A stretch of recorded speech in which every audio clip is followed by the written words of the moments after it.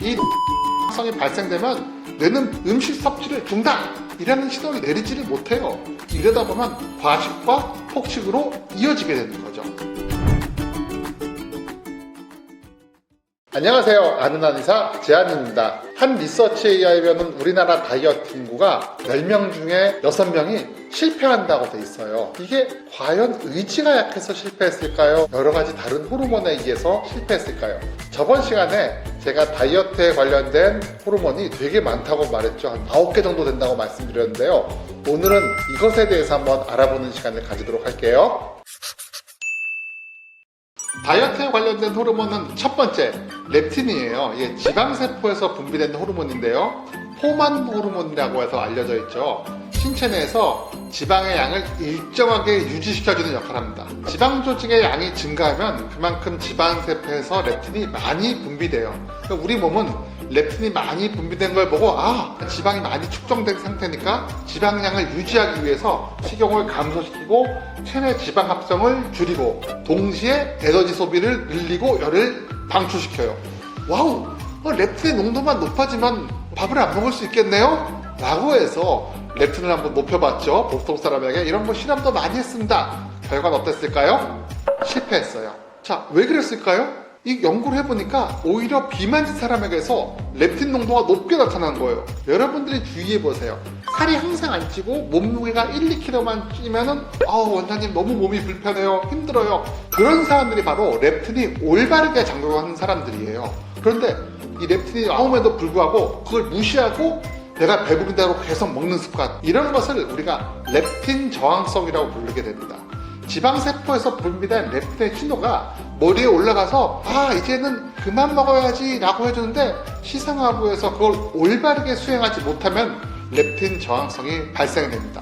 이 렙틴 저항성이 발생되면 뇌는 음식 섭취를 중단이라는 신호를 내리지를 못해요. 이러다 보면 과식과 폭식으로 이어지게 되는 거죠. 이런 렙틴 저항성이 올라가는 주요한 증상이 있어요. 자, 저랑 같이 알아보도록 할게요. 렙틴 저항성이 일어났을 때 인체 내에서 어떤 대사가 발생되는지 봤더니요, 갑상선 대사가 좀 저하되는 것처럼 보여요. 일반적인 피검사라면 TSH, T4, T3 다 정상적인 것처럼 보여요. 근데 자세한 피검사라면 이 T3가 일반적인 활성화되어 있는 T3와 리버스 T3라는 것으로 분리될 수 있는데요. 리버스 T3는 T3처럼 보이긴 하지만 실제로 갑상선 호르몬의 역할을 못하는 거예요. 그래서 수치는 정상인데 자꾸 원장님 너무너무 힘들고 졸리고 운동하기 싫고 이런 증상을 보이는 거예요. 이게 렙틴 저항성이 높아지면서 나타나는 가장 커다란 특징 중에 하나예요. 두 번째 특징은 쉴 때 심박의 맥박수가 지나치게 저하돼요. 대사장애가 있는 사람들은 심지어 심박수가 20에서 25%까지 떨어져요. 보세요.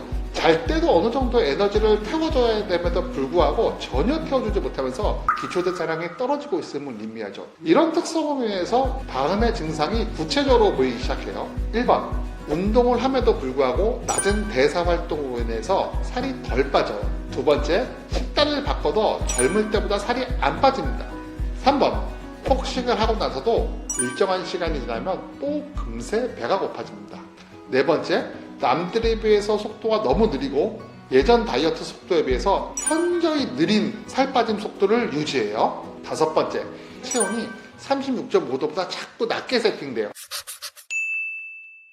렙틴 저항성을 낮추기 위해서 해야 될 일이 있죠. 첫 번째로는 먼저 떨어진 대사율을 올리기 위해서 고강도 인터벌 운동을 해야 돼요. 유산소 운동 안 돼요.